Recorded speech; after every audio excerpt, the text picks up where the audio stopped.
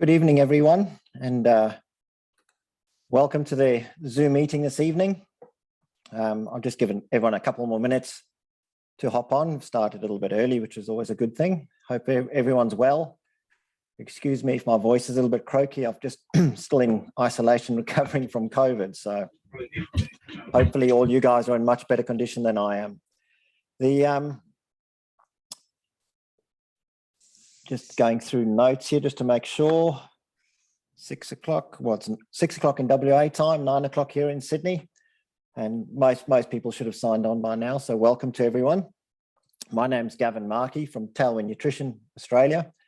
And I guess what we're going to go through this evening is race day fueling or event fueling. It's very different to everyday fueling, sitting around at home, eating breakfast, lunch and dinner, the right amount of proteins and carbs and calories, going into yourselves, healthy fats, etc. We are specifically talking about race day nutrition, okay?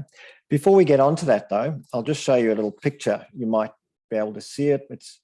You'll see me quite often pointing up a little triangle like that. What I'm referring to in this is at the top of that triangle is what we like to refer as our personal podium. Okay, it's what our goal is as an individual. It might be to finish the race, to finish under a certain time, to finish with a smile on our face, get that finish line photo better than the last one. It could be any of those personal goals or personal podiums. Underpinning that triangle or that podium, we've got 4 pillars. The first pillar is the physical aspect, and that's the part that we all love. We all absolutely love to get out there, go exercising, do the training, do the splits, do the hill sprints, the hill repeats, all of those things. That's the physical aspect. The next pillar along is our rest. If we don't get the rest correct, we won't get the most of it out of our next effort. So rest is vitally important. More people end up not finishing a race or DNFing because of an injury that they've carried into it than an injury they've sustained during it. Okay. The third pillar along is the mental aspect. If we don't train our minds to think that what we're doing is normal, it's not going to happen. So the mental aspect, most of you practice that on the long runs or on your days off. Have a look at the course maps. Start thinking of yourself, visualizing yourself in the race. What is it going to be like if it's pouring with rain? What's it going to be like if it's, 45 degrees on the day? How are you going to get through it? So that's training the mind so that when it does happen, if it happens that way, that you're not upset and the toys don't get thrown out of the cot by the brain, because the brain controls everything that our body does. So we need to train that as much as we do the body. The fourth aspect along is nutrition. And just by you guys being here to listen to a nutrition talk, you're well ahead of the game, because most people in the past have done the physical, done the rest, done the mental aspect, and then they've thought, well, I'll just turn up on the day and whatever's on course I'll use. Unfortunately, we don't work like that. We don't see a Formula One car racer turn up and just decide to use whatever fuel's available at the race. They all take their own particular formula with them. And it's exactly the same. And why we call that the personal podium with those 4 underpinning pillars. If you don't do the physical aspect, you're not going to reach your personal podium. If you don't do the rest or the mental aspect, you will still reach your personal podium, but it'll be a lot lower. Okay. If you don't train your nutrition side, you're not going to reach your personal podium either. It's going to fall over. So those 4 aspects are what we love to talk about when talking about racing and endurance sports. So I alluded to earlier that what we're talking about tonight is event-specific fueling. So it's fueling during endurance exercise. It's very different to the normal day-to-day. Day-to-day, sitting in front of the home, in front of the computer at home, and I have a slice of pizza. My stomach can probably digest about 450 calories an hour. That's a substantial amount, okay? However, during endurance exercise, things change totally within our body. It uses fuel differently and it accesses fuel differently. It also, because blood is diverted away from our digestive system, can't absorb or digest as much as we can during normal days. So if there's one thing you take away from tonight, please, 2 to a maximum of 300 calories every hour, okay? Remember that, maximum 300 calories every hour. That's about 75 grams of carbs. Now, you do get some research that's come out recently saying, well, some people can take 100 grams of carbs. Those are done under specific scientific conditions where they're measuring the blood glucose level at specific intervals and drip feeding them in. So yes, it can be achieved if you're operating under those scientific conditions. But us general people, the maximum we can digest is 300 calories an hour, okay? So please remember 300 calories an hour. So how does our system work? So humans, we only have one stomach, okay? Whatever goes in our mouth goes into the one place. When we take on board fuel, a couple of things happen. One, we have receptors in our mouth that sends messages to our brain. Now, our brain only fuels on glucose, nothing else. There's nothing else that passes through that membrane. It is also the most selfish membrane. So if at any stage it feels like it's going to be shortchanged, not get enough glucose, it's going to shut your entire system down. And I'll explain what happens about that in a minute. So, average person running a marathon under normal conditions, or if you look at your Garmin, you're probably burning between 700 and 1200 calories an hour. And you think, wow, hang on, but Gavin said we can only digest 300 calories an hour. So what am I going to do? That's a huge deficit that I'm running at. Yes, we're running at a calorie deficit.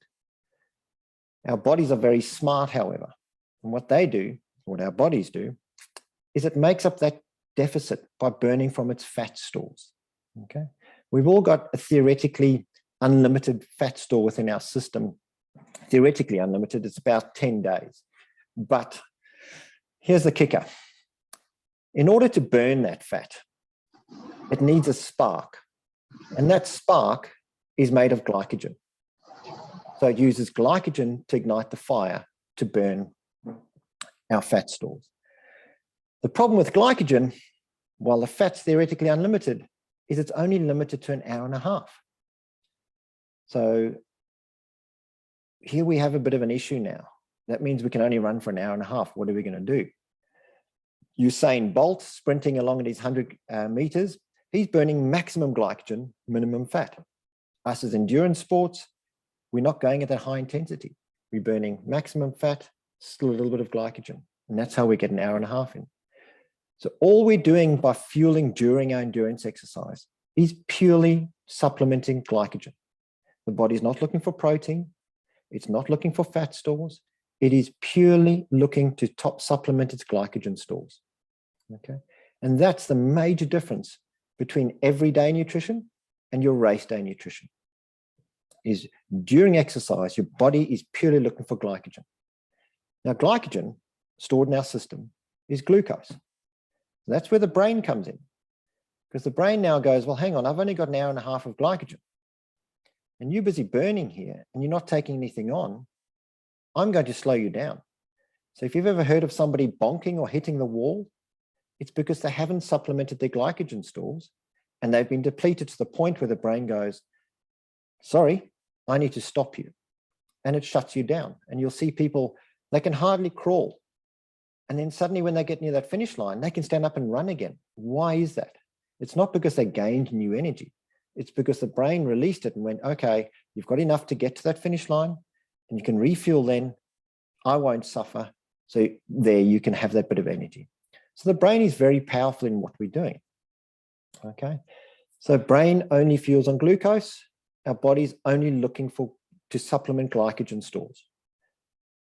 Glycogen stores, glucose, carbohydrates. That's all the body's looking for. So how does our body actually take in that fuel? Go through the mouth. I've got a very archaic sort of funnel here. If you picture the top part of the funnel being our stomach, and the bottom part being our lower intestines. Humans, we only have one stomach. We don't have separate stomachs for liquids and solids. So whatever you ingest goes into that top part of the stomach. And the pure purpose of that top part of the stomach is to make a soup with small enough molecules that it can pass through down into that lower intestines. Okay. So how are things different? Well, if you look at a product like Tailwind, it's already in a soup form. It's already liquid. So it doesn't stop in that first section. It goes straight through to the lower intestines. Whereas if you take solids, for example, your aunt's favorite fruit cake that you're eating, or peanut butter sandwich, a gel, they're all classed as solid foods. If you have a gel, it requires 280 to 330 milliliters of liquid to be physically digested to go into that lower intestine. So if you are using gels and you're not having enough liquid, it sits in that stomach. The body, once again, being smart, decides, well, I don't know, Gavin is using energy. He's given me something here, but I can't access because I haven't got liquid. What can I do? I know, I can take moisture from his bloodstream. So he then takes moisture from my bloodstream to help me digest. What does that do? Thicker blood, less getting to the muscles, creates muscle fatigue.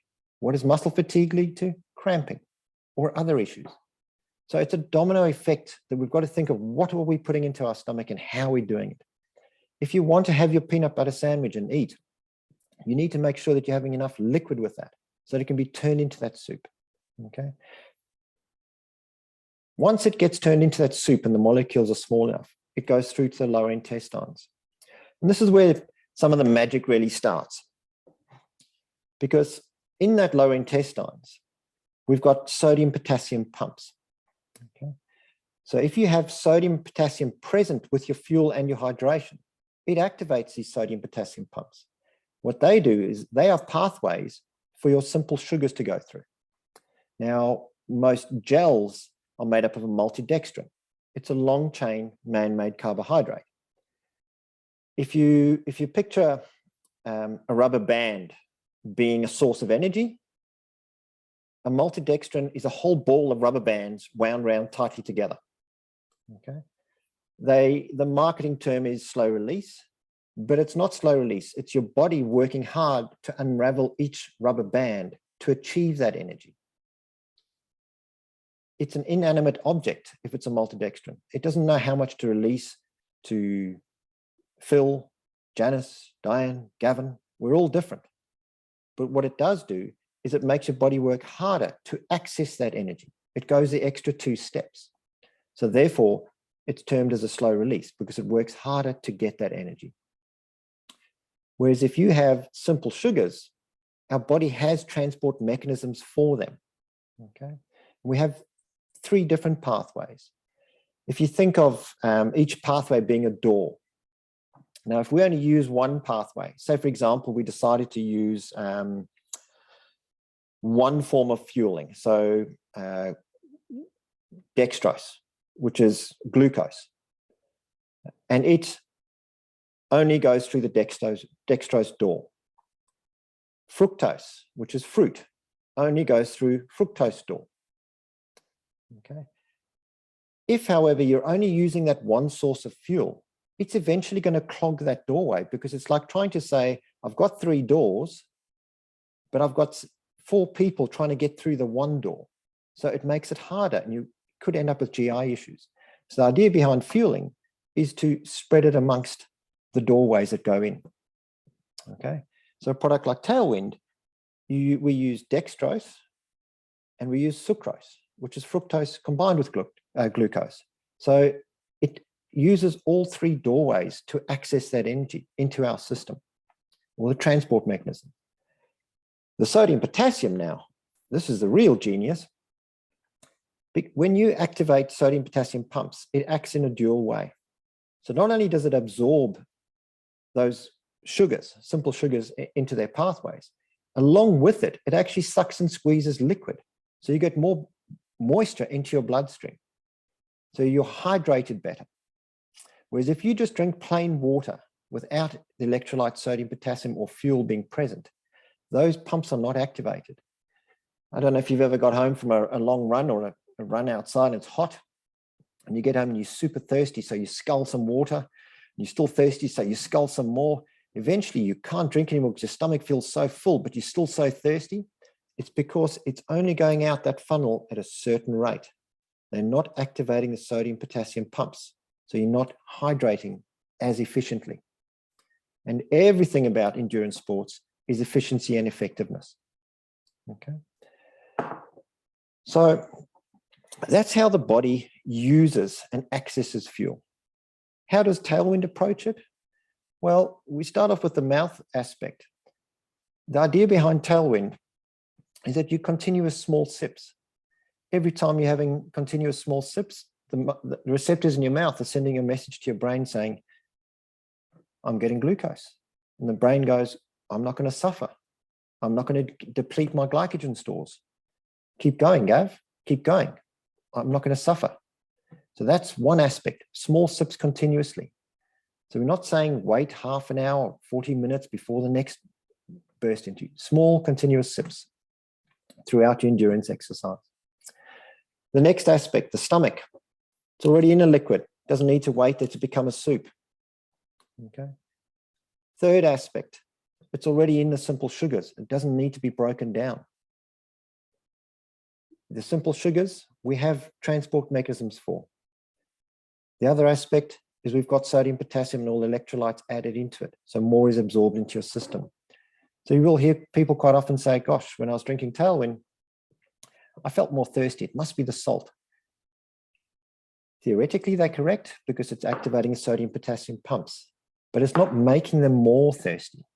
What it's doing is we start to listen to our body. It's the system saying, I can absorb more. Please drink some more. Okay.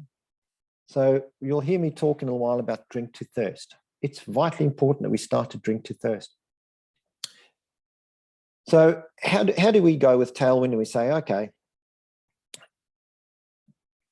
200 to 300 calories an hour. We know that how it works into the system. So how do we use it? So in Tailwind, each scoop in a larger bag with little plastic scoops is 100 calories. Now, we advise everyone to start off with 2 scoops, which is 200 calories, mixed in 500 milliliters of liquid. The reason for that is 500 milliliters of liquid is on average how much each person under normal conditions would drink when drinking to thirst. But we're all individuals. Thank goodness we are. So Phil might drink 750. Diane might drink 400. What I want to get you guys to try and do is the next time you go out for your long run, take 2 scoops of Tailwind and 2 flasks, 2 500 ml flasks. For that run, do your warm up, take your headphones out, don't run with anyone else, and purely focus on drinking to thirst. What you're focusing on is the physiological features we all know. When your mouth feels dry, you feel thirsty. That's a physiological feature. But the neurological messages, when you see water, you think of sweat, you think of the beer or glass of wine at the end of your run. That's your brain saying, moisture, moisture, have a sip, have a sip. So if you have a sip at each one of those intervals, every time your body tells you to, at the end of that hour, however much you've consumed is how much you as an individual would consume when drinking to thirst under those conditions. So that's how you work out how much liquid you require as an individual. We're all different. Most people, though, will start off at 200 calories and 500 mils and never change because they find it works for them, because that is the average. So we now know how much liquid we require. For me personally, it's 500 mils. I've never required more. If it's a really hot day and I go through a checkpoint and I'm feeling a bit thirsty, I'll grab some water from the checkpoint. So I can always add. How many calories do I need? Well, most people, 200 calories is not at the maximum 300. So their stomachs and digestive system can handle it. For me personally, though, if I'm doing a 100-mile race, 200 calories, 5-6 hours into it, I start to get a bit hungry. If I make sure I've kept on my calorie count up, my 200 calories every hour, it's then a sign, well, hang on, I can actually digest more. My stomach would not send a message to my brain saying, give me more, unless it knows it can physically digest more. Through practice, I've worked out that for me, it's about 230 calories an hour. How did I do that? 200 calories, I still felt a bit thirsty. Sorry, a bit hungry. So I went up to 250 calories an hour. I felt a bit full on that, just a little bit sluggish. So I halved that. It's about 225, 230 calories an hour. For me, that's absolutely perfect. I can go on that from the time I start to the time I finish for up to 60 hours, because all the body's looking for is supplementing my glycogen stores. I've got plenty of fat stores to keep going. It's not going to stress my digestive system out because it's going straight through the system. It's not overloading the system because I'm not taking on too many calories. My wife, for example, 150 calories is more than enough for her. She just felt that 200 was too much. So she dropped it down to 150, felt perfect, and doesn't get hungry. So that's how you as an individual will work out how to use Tailwind. It does take some practice. But when you find that formula, you will be running along almost smiling at yourself, because each time you take a sip, the brain's getting that receptor going, getting those glucose in. Your stomach's not under stress. You're able to focus on whatever you're doing because you know that each hour you've just got to go through however much liquid that you've got. That's all. Nice and simple. Okay. So a lot of people ask on these talks, I mentioned earlier about maltodextrins and simple sugars, etc. And you hear a lot of words out there about sugar's bad for you, simple sugars, insulin spikes, etc. Absolutely. Every day, stay away from sugars. You know, if you're sitting around your desk or whatever, stay away from sugars. Endurance exercise, however, requires that simple sugar because it is the easiest source of fuel to supplement that glycogen store. It will not create insulin spikes unless you're taking a huge amount of it at once. So, which is why a gel, which is 110 calories, is made up of maltodextrin, the non-simple sugars. Because if you took 110 calories in one hit, you'd have an insulin spike. So they can't do that. We are saying, don't do that. Have small sips continuously. That's the secret. Okay. So there's a couple of myths as well around that you will hear, no doubt. I'll just go through them and some recovery things, some ideas about caffeine, and then we'll get on to Margaret River Ultra and trying to create a plan for you and how do you do that now. Okay. So the three myths, number one is salt prevents cramps. You will hear it everywhere. You know, you'll see a lot of triathletes have the spray, oh, the cramp disappeared. Salt does not prevent cramps.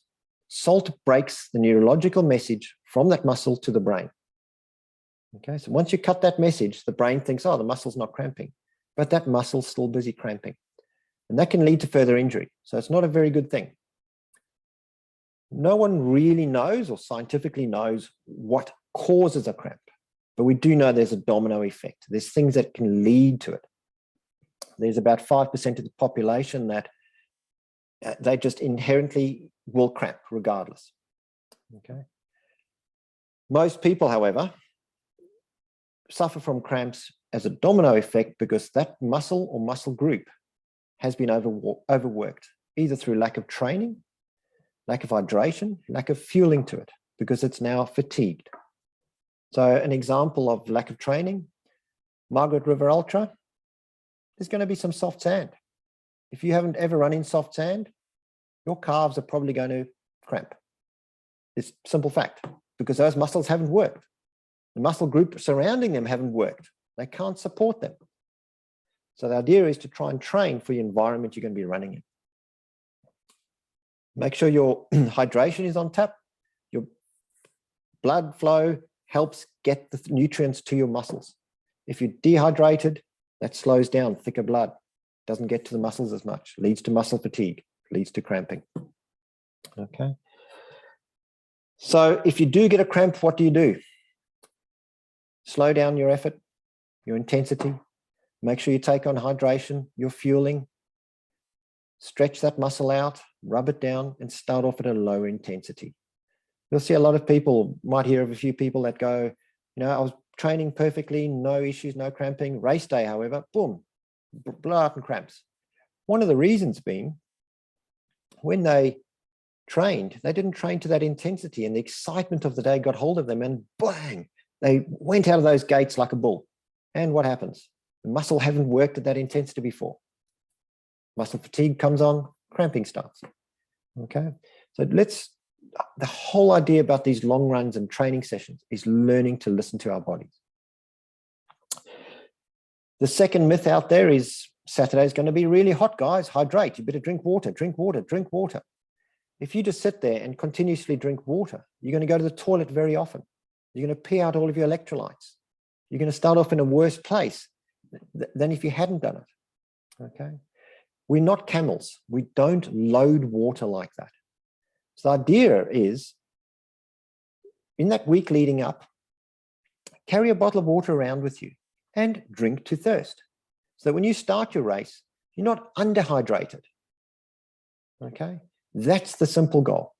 Don't be underhydrated. Carry at work, sitting at your computer. So that if you have a signal, oh, I'm thirsty, want to have a sip of water. Perfect. That's the way to do it. That's the way to hydrate correctly. If you want, put some Himalayan rock salt in. It helps absorb quicker because it activates those sodium potassium pumps. The third myth that's out there is you will hear of carbo loading. Carb loading the night before, big pasta party. Come on, people, get that pizza and carbs into you. Once again, our system doesn't work like that. Chances are, if you've been tapering into your event and you've lowered your intensity or the amount you're training and you're eating a healthy, balanced diet, your glycogen stores, which is the whole purpose behind carb loading, will most probably be full. And that's the whole idea behind carb loading. So the principle is correct, the practice is incorrect. The principle is you're trying to start your event with your maximum glycogen stores because we know we only have an hour and a half of it. That's the idea behind carb loading. So in that week leading up to it, yes, you can up the carbs a little bit, but there's no need to go crazy, people. The night before your event, eat just a healthy, balanced diet, something that's going to digest very easily. You don't want to start your race with this thick lump of pasta sitting in your stomach, still undigested. You're going to feel lethargic. You're going to feel exhausted because, here's a good example. Christmas Day, Uncle Frank eats a big meal at lunchtime. 2 o'clock, he's got his arms across his chest, fast asleep. Why? He's taken on so much and his stomach is trying to digest it. But it can't. So it says, go to sleep, brain, because then he's got a lower heart rate. I can digest a little bit more. So you don't want to feel like that at the start of your race. You want to be pumped up and excited with that energy. So those are the 3 myths that you will hear out there. So remember, salt doesn't prevent cramps. Looking after yourself does. Going at the correct intensity. Not overloading your system. Training for the environment. Maintaining your hydration and your fueling. Those are the keys. And when I talk about hydration, I mean hydration with electrolytes. Okay. You can't load up on water beforehand. Hydrate properly by drinking to thirst. And carbo loading, you've reduced your intensity by going into the event well tapered, resting more. Glycogen stores are probably full. That's the way to start. Okay. The other thing I want to talk about is caffeine. I'm not sure if any of you are caffeine drinkers or not. As endurance sports, caffeine has a huge benefit to us. And it's not just that wake or pick me up, that kick me in the butt, that buzz you get from having a bit of caffeine. The real benefit for an endurance athlete, it promotes the mobilization of fatty acids in our bloodstream. That's just a fancy way of saying it promotes fat burning. And remember, endurance exercise, maximum fat burning, a little bit of glycogen. So if caffeine promotes fat burning, it's a good thing for endurance sports. Now, how much to have? So on average, a cup of coffee is about 70 milligrams of caffeine. caffeine has a half-life of about 4 hours in our system. What that means is that for the next 4 hours, if I've had a cup of coffee, I've got roughly 35 milligrams going through my bloodstream doing the same thing, promoting that fat burning. So do I need to have continuous cups of coffee? Heck no. As long as I've got some in my system. So space it out. Start off with the caffeine on your way to the race. Have your cup of coffee in the morning. Perfect. Absolutely perfect. If you don't normally have a cup of coffee, mix up a caffeinated Tailwind. Start sipping that on the way to the start of the race. It doesn't hurt to start fueling that early, because if you've been to a start line before, it's electric. It's exciting. You're pumped. You're going. You're jumping around with your friends. You're excited. What are you doing? You're busy burning your glycogen stores. So start off topping them up straight away. Okay. So caffeine has its benefits. Have it to start with, and then every 3 or 4 hours, have another burst. Because not only does it help promote the fat burn, but now we use the other aspect, which is that buzz, that kick, the mind aspect. The mind looks forward to it. So you can say to your mind, because don't forget what we do is 99% brain powered. What we're telling that brain is, keep going for the next 2 hours and I'll give you another hit of that caffeine. And the brain goes, oh, awesome. Keep going. There's a mind trick. Let's keep going. Okay. Remember, you've got to try and play as many tricks as you can with your mind. If you know what flavor Tailwind you've got, I always mix mine, not knowing what flavor I'm going to get at the next checkpoint. Grab it. So for the next 15 minutes, I'm going, oh, what flavor is that? My mind's totally preoccupied with the flavor as opposed to what I'm actually currently doing. So I'm not just thinking there about, okay, I'm running. So, sorry, I've just been handed a note there. I've just lost the train of thought. So,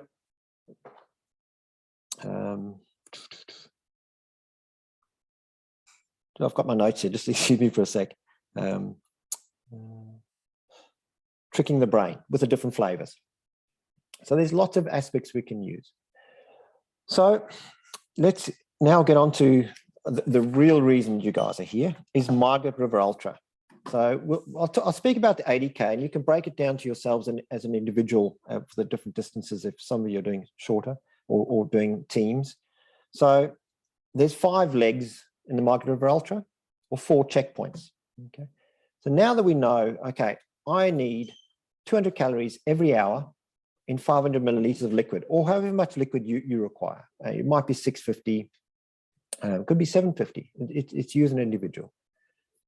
You go, okay, everything now is based on time. It's hours. It's not about distance.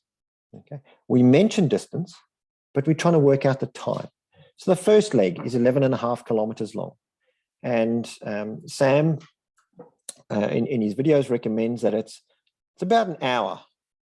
I think, you know, I'm not sure if that's for the elites or for the middle of the field, but you can work out, okay, it's 11.5 kilometers. Start looking at the terrain. It's about 370 meters of climbing, about an hour for me. So what I would do, and what I recommend to people is, right, I only need 2 soft flasks for that section. 200 calories or 230 calories mixed with water, 230 calories mixed with water. Why I've got 2 when it's only going to take me an hour and I'm only going through 1 soft flask in that hour is as pure as a backup. If things go haywire in the day and I'm just not feeling good, it's going to take me longer. At least I've got fuel for that extra time. Okay. So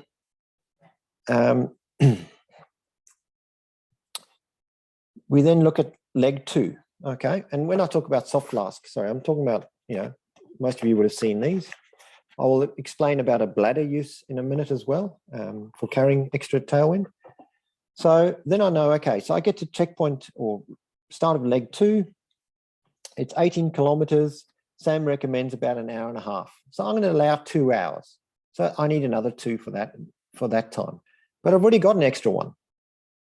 So in theory, I only need to pick up 1 extra. So if I'm using drop bags, I will have 2 in there, but I'll probably only pick up 1. Okay, because that's my spare that I've already got. So we start thinking of things in time. If I Tailwind can be mixed up to 3 days beforehand. What I would do is, if it's going to be a hot day, on my drop bag, or even one I'm carrying, I'll freeze it the night before. Start drinking the cold one. By the time I'm finished that hour, this frozen one's thawed out. It's nice and cold. Keeps my core temperature cool. Okay, it means I'm burning less. More gets absorbed. It's cooler. So we start thinking of all of those things. You go through each one. Leg 3 is 19.5 kilometers. They reckon 2 hours 10. I might plan for 3 hours. Okay, start thinking of hours. If you don't have a crew and you're using a drop bag, you can pre-mix things. If you want to carry everything with you, I quite often, if I'm doing a 9-hour race, I don't always want to stop at all the checkpoints and do a drop bag. I might put 2 and a bit scoops in each one, roll it up, take off the lid. I've already got 2 soft lights on my chest. They've got lids. I don't need that extra lid. Put a rubber band about it, put that in my backpack. I'll carry 8 of them, right? Every time I go through a water source, if I've finished one soft flask, get this out, fill up with water, lid on. There's my fueling source. So we start to think of those things, because each checkpoint, it is there purely as a resource to get your fueling. It's not there to stop and rest. That you do out on the trail. Keep going. Okay. The other thing I'd recommend you do is, if I'm doing a race and I've trained for 6 months, and you work hard at that training, you make a lot of sacrifices for your family, social, etc. On the day, I don't want to be reliant on someone else. I want to be self-reliant. And that doesn't mean not using a crew or something, but to me, and I highly encourage you, the checkpoints are there as aid stations. They're not there as rely-on stations. Use them as aid stations, okay? Carry your stuff with you if you can. You go through a checkpoint, Tailwind's on course, but I always say, well, what happens if someone's added extra water into the Tailwind? We always give it as 200 calories per 500 mils in the drum, so it's at the recommended ratio. But volunteers, they try and help. And if they see a drum getting low, they add water sometimes. They're only trying to help. So you might get diluted one. So try and rely on yourself. You're the one that can be relied on. The aid stations are there purely as backup aid stations. That's how I see it. Each person's individual, but that's what I would recommend. So that's the idea of trying to work out a fuel plan. I know that I need 230 calories every hour. I'm going to be out there for 8 hours, 230 times that 8. That's how many calories I need to consume. I need to carry that with me, or have my crew or my drop bags accessed with those calories. How much water I'm going to consume. If on the day you're going through the checkpoint and you look down, there's a banana and you feel like eating a banana, grab it. It's about 90 calories for an average banana. That's not going to put you over your 300 calories. It's not going to cause that digestive stress. Okay, but don't keep doing that every hour. If, however, you want to look at it and go, okay, well, hang on. My aunt's favorite food cake, it's my good luck charm. I have to eat it. No problem at all. Work out how much that slice is in calories. If it's about 200 calories, then for that hour, just drink plain water with electrolytes in it. Don't drink Tailwind, because then you're doubling up your calories. Remember, Tailwind is an all-in-one calories, electrolytes, and hydration in product, which is why you do not need to supplement with anything else. It's giving your body everything it is requiring during endurance exercise. Once you've got your fuel plan worked out, practice it. In your next long run, after you've done your drink to thirst, you do your 6-hour run or 4-hour run, practice it. Making sure that, yep, each hour I'm going through that amount. Did I feel good? Yes. Can I keep going with that? Yes. Perfect. That's the fueling plan. It's no good having a fueling plan, and after 3 hours, you can't face having anything more, but yet you're going to be expecting to run 10 hours on that same fueling plan. It's not just going to work on race day suddenly. So practice it. I mentioned earlier about bladders and how do we, quite often people carry bladders in their backpacks. It's a very useful tool, especially if you're going to do the longer distances. The difficulty with bladders is we never know how much we've had to drink. We quite often finish a run and someone will go, geez, I drank so much, and they'll pull out their bladder and it looks like it's hardly been touched. So the way I recommend to everyone is get 500 milliliters of water, put it in at home tonight, take a sip and spit it out. Count how many sips it takes you to go through 500 mils. For me, it's 12 sips. But I like talking, as you may have noticed. So on the trail, I'll lose count, but I'll make sure I count up to at least 6. And if I've lost count, I then start from 6 again. So that each hour, I'm getting roughly those 12 sips, which is my 500 mils on average every hour. Okay. So that's how you're thinking of fueling. It should not be a complicated formula. On the day, when you're tired and you're exhausted, if it's a complicated nutrition plan you've got, guess what? It's going out the window. You might sit there and think, okay, but surely I have to eat something. Surely I need to eat something. Remember, we don't have separate stomachs. Your stomach will only send you a hunger signal if it knows it can physically digest more. If you're getting your calories every hour that your stomach requires, it's not going to send that signal. So it's very easy to sit here when I'm doing a fuel plan and go, oh, but you know what? I'll need a burger after 10 hours because I'll need to eat something. If you've been fueling correctly up to those 10 hours, I can guarantee you 100% it'll be the last thing you feel like eating because your stomach knows it can physically not digest it. Okay. The difference is we're sitting here in front of the computer, our brain's acting differently. It's going, oh yeah, burger. Oh, that sounds good. Or whatever it may be. So that's the difference between everyday versus event fueling. We've had a couple of questions pop up as well through the chat system. Sorry, I'm just going to click on them. We've got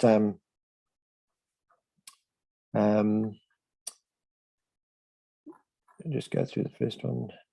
So we've got a question from someone that's, I'm a heavy sweater or very excessive sweater. And we hear this a lot. A lot of people, you'll see them sometimes, they come back from a run and they're caked in sweat or salt on the outside, whereas somebody next to them has hardly got anything on them. Our salt content in our bloodstream is as unique to us as our own fingerprint is. Okay, we all have different salt contents in our bloodstream. If you're an excessive sweater with excessive salt, it generally means that your sodium content in your bloodstream is normally a high content. Hereditary, anything like that. So what it's doing is, during endurance sport, it's not requiring as much salt because the moisture is being used in the bloodstream. So it doesn't need that. So what does it do? Pushes it to the outskirts. So don't go and load up on more salt because then you're counteracting what the body's doing. But you need to take in enough to help activate those sodium potassium pumps. So you're not trying to replace everything that you're sweating out because your body is trying to create that equilibrium the whole time. Okay. So hopefully, I think that was keen. Hopefully that answered your question. Caffeine is only recommended for 7 hours.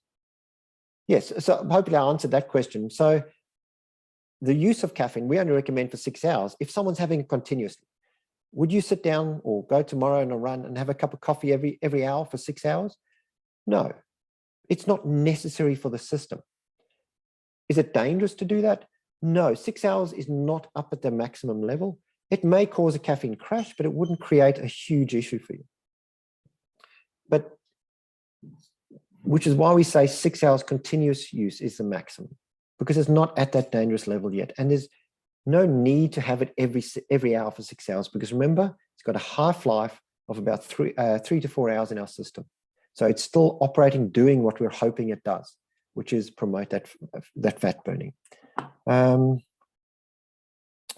Same lady asking about caffeine in the latter part of a race.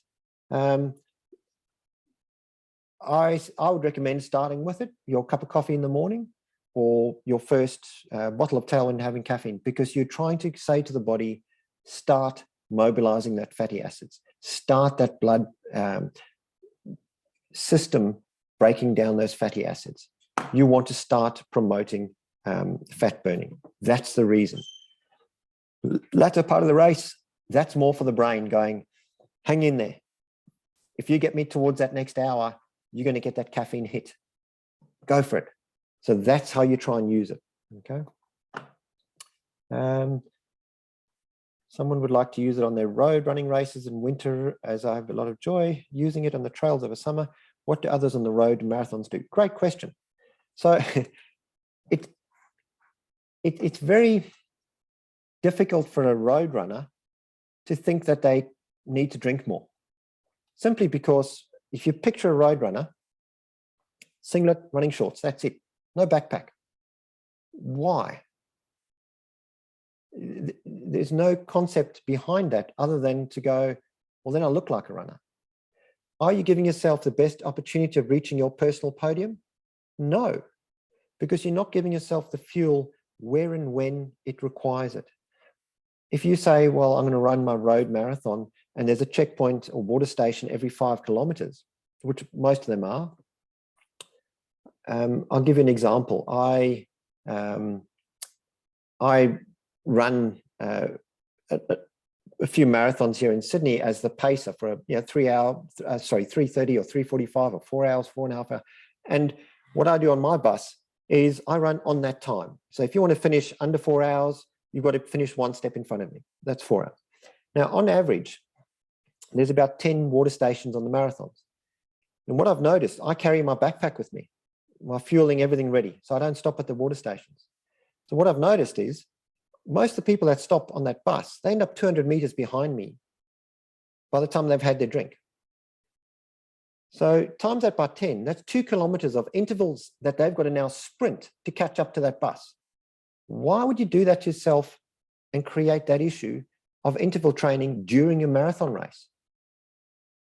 Carry it with you. It doesn't weigh anything extra. It's not going to slow you down. It's not going to heat you up. So carry your fuel so your body gets what it needs, when it needs, as it needs it.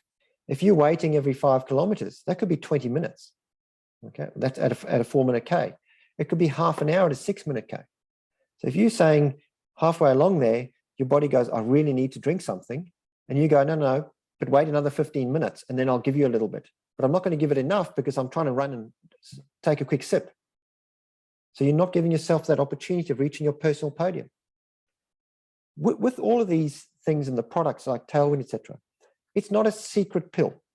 It's not going to give you this boost of energy suddenly. But what it is going to do, it's going to allow you to tap into your own personal resources that are naturally there to achieve your personal goal. If you may have heard a few people when they take a gel or something, they go, oh, I got this burst of energy. What generally happens is it takes about 20 minutes for a gel to digest because of that rubber band, it's going to be broken down. During that time, they've actually had an energy dip. So then they get that rubber band, it gets broken off and they get access to it and they get access to the energy. So they get that, oh yes, I've got energy again. But that's only taking them back to that level where they originally started from. Instead of a continuous line, they're now doing this. Okay. The idea is continuous energy all the way through, supplementing your glycogen stores. You're burning your fat stores. That's all we're trying to do by fueling during endurance exercise, supplementing your glycogen stores. The body's not looking for protein. It's not looking for fats. One of the myths out there, so there are 4 myths, is that it came about a couple of years ago when someone said, excuse me, your body will start to cannibalize itself. So you need to have protein on these longer runs. Well, once again, the theory is there, but the practice is not. The theory being, if you don't access any form of fueling, you don't supplement at all, and you go try and run for 2 hours or 3 hours hard, your brain goes, I need glucose, I need glycogen, I'm running out. I can see you running out. And it knows that you're stubborn, you're not going to stop, you keep going, you keep going. It goes, I need to access energy somehow. It then breaks down the muscle protein. to create a fuel source for itself. Turns into glucose and accesses it. You'll get an ammonia taste in your mouth, etc. That will only happen as a last resort. If you're supplementing along the way and fueling yourself during your exercise, your body will not go to that last resort.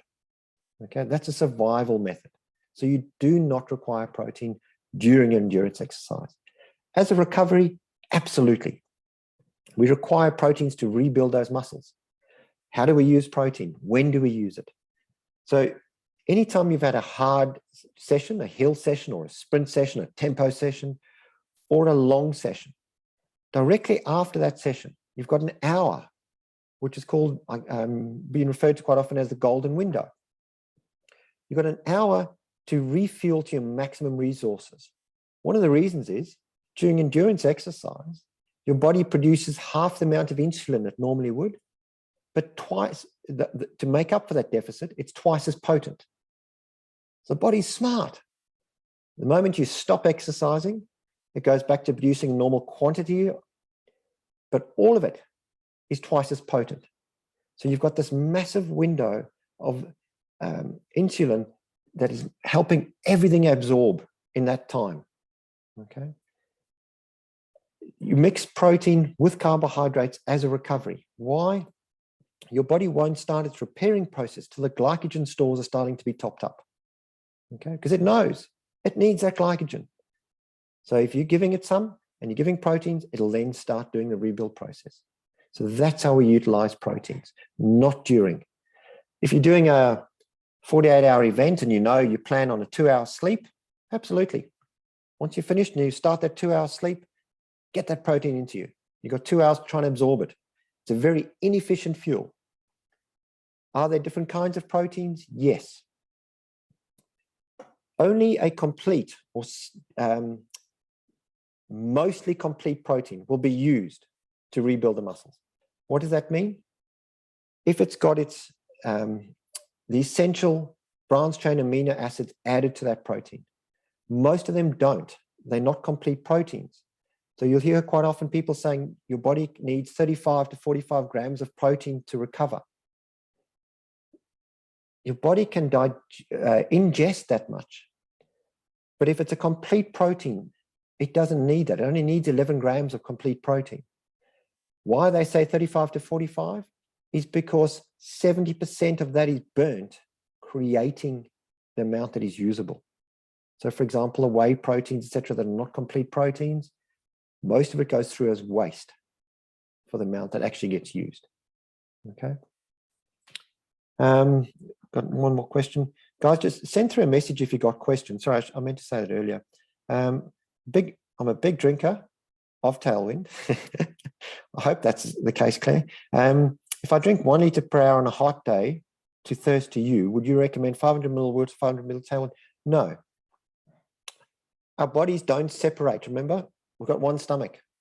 Water goes through the same place as our Tailwind. Mix your Tailwind into however much water you would drink in that hour. It helps it to be absorbed. If you're just drinking plain water, it's not activating those sodium potassium pumps, less is being absorbed. Okay. So my recommendation is mix your Tailwind in your water. It's not a separate stomach. It's one source that goes through. If quite often I will carry a separate soft flask of plain water.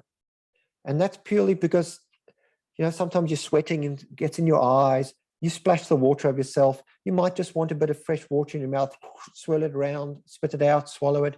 That's what it's used for. It's not there as my hydration source because it's not going to be readily absorbed without sodium potassium present. Okay. So I would recommend use your you said you use 2 scoops. 2 scoops in that liter. If you know drinking to thirst for you is 1 liter, then put those 2 scoops in that 1 liter. 1 liter is a huge amount though. I would say, Claire, it's huge. Make sure when you're drinking to thirst that you're not doing it out of habit. So go out and do a retrain of yourself and say, okay, now I'm going to listen to my drink to thirst cues and work on that. Because sometimes I'm not sure of your experience, quite often with a new runner, they will carry water with them and they'll just drink it continuously. It's like a security blanket, because the mind being all powerful, most new runners actually stop moving and have a drink. And the brain clues onto that and goes, hang on, if you have a sip, I can get you to stop. And you're not fueling, so I'm going to get you to stop. So an example of that was, what was he? I think he was the world 48-hour champion. He doesn't let himself go to the toilet for the first 24 hours. He worked out when he went to the toilet, his brain clicked onto the fact that he stopped for a minute. Suddenly, every lap, he needed to go to the toilet, whether he needed it or not, because the brain was going, I want you to stop. I want you to stop. Okay. So try and work through that. But I would recommend mixing your Tailwind into everything. Why would caffeinated Tailwind sometimes cause me GI distress?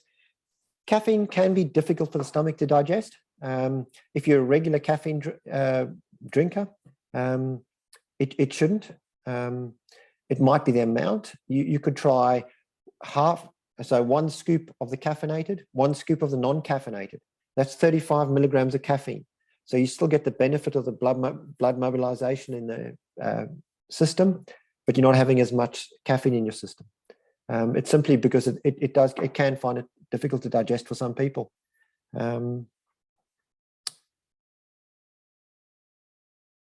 So Phil asked a very good question. I always thought if we only drink when thirsty, then it's too late and already dehydrated. Phil, absolutely. If you're only listening to your physiological signs, you know, oh my God, I feel so thirsty. But on your drink to thirst next training run, you're now going to look at your neurological signs, thinking of moisture, seeing sweat, hearing those bottles jiggle up and down, which you don't normally notice, noticing the neighbor watering his garden, picking up on those moisture signals. That's drinking to thirst. So it's not waiting till you're thirsty, it's drinking to those signals. So hopefully that answers that. Phil? Janice, on a tri event, how would I manage the swimming? Very difficult. You can't. If you're doing a long distance swim and you've got a support crew in a kayak, etc., and they can throw you we have a lot of people that do the rot nest swim. So they do the same thing about drinking to thirst, by the way. We encourage them to go to a 25-meter pool, put a bottle on either end, and every lap, if they have any thought of moisture, because don't forget, they can't tell if they're sweating in the water. If they have any thoughts of moisture, or they notice the water, they hear it, they think of the drink at the end, when they get to the end of that lap, they have a sip. Keep going. Every time they have a sip, at the end of their hour, they mix that water together. However much they've drunk is how much they require when drinking to thirst. So we then take them and say, okay, you're now doing your 2-kilometer swim or 3-kilometer swim. It's going to take you 2 hours. So you'll need however much water you worked out, 400 mils in 2 scoops.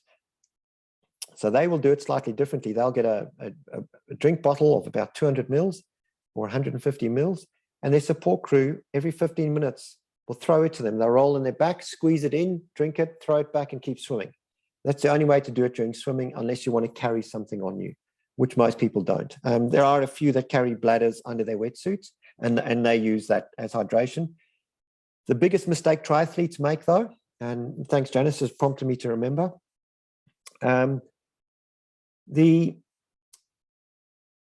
triathlete's biggest mistake is when they get on that bike, they go, I need to make up for the calorie deficit on the swim, that I've just lost all those calories, and I need to load up for my run. So they will throw all these calories in, and some of them will be 400-500 calories an hour, and their stomach just starts to fill up. What happens to all those calories that haven't gone through? Comes up, and eventually you throw up, or cramping around here because it's trying to create stuff, taking the moisture away. You're not taking moisture with it.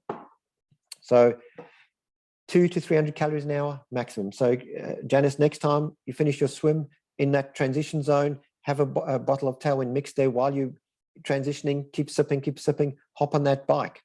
200 calories every hour mixed into however much liquid you would drink. Continue that. Hop off the bike, same thing. 200 calories every hour, mixed however much you would drink. Remember, it goes back to the marathon point. Same thing with triathletes. They have this vision that to be a triathlete, I need to have the skin tight suit, and that's it. That's the look of a triathlete. Well, you're not going to reach your personal podium. Why? You're not giving yourself the opportunity to access your resources within your system. So give yourself the opportunity. How much does different body weight affect energy intake?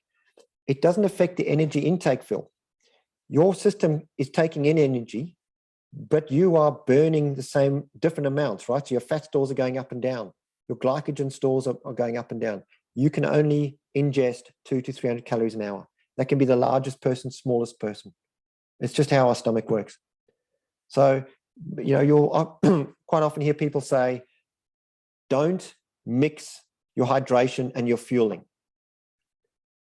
We at Tailwind cannot understand why. We don't have separate stomachs.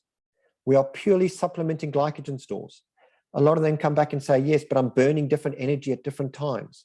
Yes, but that's happening here. We are supplementing. Okay, so it should be all in one. It's easier for the system to absorb. If you do separate your hydration and your fueling, think of this example. So on leg one, you've got 370 meters elevation gain. Let's say, for example, you have a gel. And now we know that it takes 20 minutes for a gel to be digested, and you need liquid, 280 to 330 milliliters of liquid. So let's say you've done that. You've taken your liquid in with it. Start going up that hill. But, oh, hang on. The gel's still there. It hasn't been digested yet because it needs to be broken down into that simple form.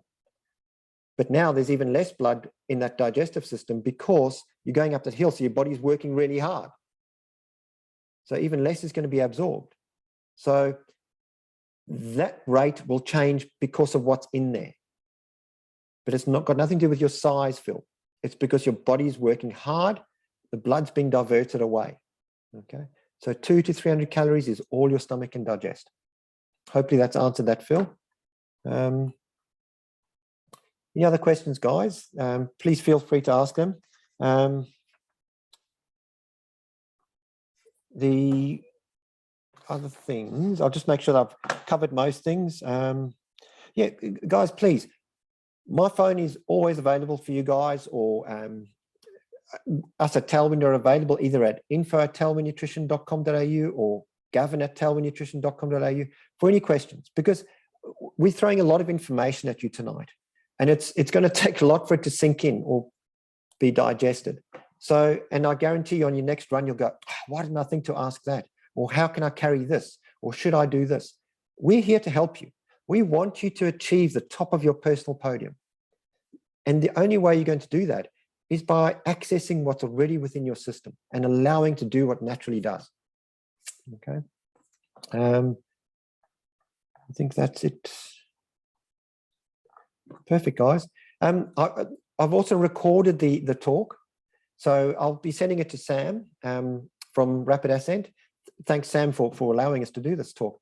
And he'll probably put it on the website or make it available to everyone. So, you know, please feel free to listen to it again. I'm sure there will be other questions. Other than that, guys, thanks so much. Any last questions? Just fire away if you've got any last questions.